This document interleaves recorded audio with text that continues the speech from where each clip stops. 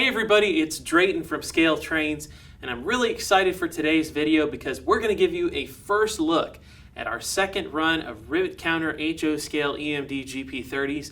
We just got our pre-production samples from the factory in China, and today we're going to open a can of worms. That's right, we're going to look at Conrail and my personal favorite paint scheme of all time, the Southern Railway Deluxe Gold Scheme. So sit back, relax, and let's check out some of these awesome railroad road number and era-specific features.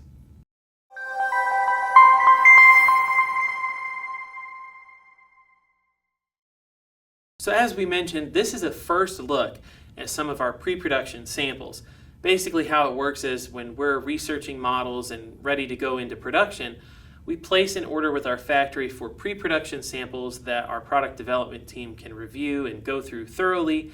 And sometimes we get powered samples, sometimes we don't. It really just kind of depends on what our needs are at that time. Thankfully, in this case, we've received running samples of Conrail and Southern Railway. And so today, like I said, we're going to open a can of worms. First things first, let's look at Conrail. So Conrail GP30s were inherited from predecessor Pennsylvania Railroad and Penn Central Transportation. The former Pennsy GP30s were equipped with train phone antennas on the top, which essentially looked like a handrail on both sides of the locomotive running the length of the car body. And the train phone antenna system was essentially a way for train crews to communicate using two-way radio, and it was developed first in the 1930s. But over time, in the 1960s, toward the end of the 60s actually, right about after the GP30s came onto the market, Pennsylvania realized that this system wasn't the most efficient because they couldn't really use it on the Northeast corridor. They had a lot of interference from the overhead catenary wires, and so as a result, a lot of the train phone antenna systems were removed in the late 60s by Pennsylvania Railroad's successor, Penn Central Transportation. Now what Penn Central would do is they would just cut off the poles that held the train phone wire, and they would leave the little brackets that held the poles in place. And if you're a Conrail modeler, you know that's one of the things that probably was super frustrating for you, is that you had to essentially create these brackets yourself. But now, thanks to our railroad road number and era-specific details, you don't have to do that. If you actually look closely here at the studio photography on the screen, you can see where the train phone antenna poles were placed into those brackets, and they've been welded over and smoothed out. And you know, for me, the first time I ever noticed these brackets was back on the Indiana Northeastern several years ago.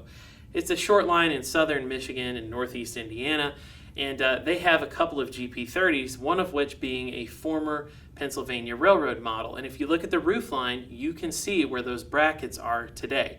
So kind of neat if you're looking at a Conrail, a former Conrail, or former Penn Central locomotive, pay attention because might have those brackets on top of it. So the next road name that we're going to look at, of course, is Southern Railway, my all-time favorite railroad.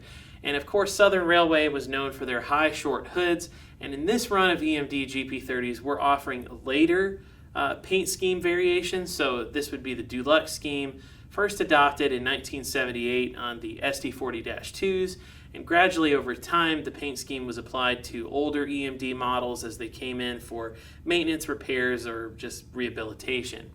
The Deluxe Scheme was unique in the fact that the yellow stripes and the heralds, or some Southern Railway modelers called them monograms, the logos on each end, they were actually reflective yellow Scotch-Light tape, which was great because, you know, at night if you were coming up to a railroad crossing and you weren't really paying attention, you could see the locomotives lit up with your headlights, which was a great safety idea.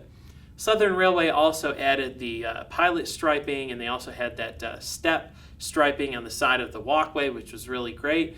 And Southern Railway was really big on having overhead hemisphere style walkway lights. They would hang from the top of the locomotive down onto the walkway. They were the only railroad that did that.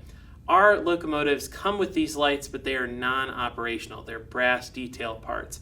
However, Southern Railway, they didn't really skip out on safety when it came to lighting, and they indeed did have walkway lights like a standard GP30 in addition to the overhead hemisphere lights. Those lights on our model are lit, and of course we have the truck light, which is on the front truck. Southern Railway GP30s actually were set up to run short hood forward. Most people think they're set up to run long hood forward. That's a little bit of a misnomer. They were set up to run short hood forward with a control stand that was actually mounted sideways, and this was done so essentially when you're running the locomotive at normal GP30, it would be at an angle. With the Southern locomotives, they were sideways so that the engineer could look this way or this way while running the locomotive and not have a problem with his neck. So the control stand is in the cab just like that. It's really awesome, one of my favorite details on these models. And like I said, these models are painted in the later scheme. So one of the road numbers that we're offering in this run is Southern Railway 2585. It was actually the last Southern Railway painted locomotive, and it was done so after the Norfolk Southern merger became official in 1983. It was actually painted at the exact same time here in Chattanooga as the first Norfolk Southern thoroughbred painted unit, a former Southern Railway GP38 AC. Another road number that we're offering in this run is Southern Railway 2601, which is preserved at the North Carolina Transportation Museum in Spencer. And the main reason we're offering this locomotive is a thank you to our friends from NCTM who allowed us to measure the 2601 so that our details were truly rivet counter measurements and rivet counter details. We seriously would not have been able to do the GP30 project without them. The 2601 very slightly different than the as delivered or as repainted versions of the Deluxe Gold from the 70s and 80s. And the main reason is there's some warning label placement that's a little bit different, and some of the MU receptacles are slightly different as well. So, and one other thing, the 2601 does not have the Southern Railway check letter code on the side, and also has the Southern Railway reporting mark under the number. That was something that Norfolk Southern did later on in later years. So, but that's the key spotting differences between the museum version and the as repainted version from the 80s. So with that said, these models are absolutely beautiful. You can pre-order them now through scaletrains.com. In addition to the Conrail and the Southern Railway that we looked at today, we are offering several different road names. First things first, Chicago, Burlington, and Quincy. Cotton Belt, we mentioned Conrail. We also have Southern Railway, and of course, Santa Fe. So you're going to want to pre-order those models now. We're expecting delivery sometime in this winter. I'd say early next year is the most accurate time. So make sure you click the link in the video description to pre-order now. You're not going to regret it. We'll see you next time on the Scale Trains YouTube channel.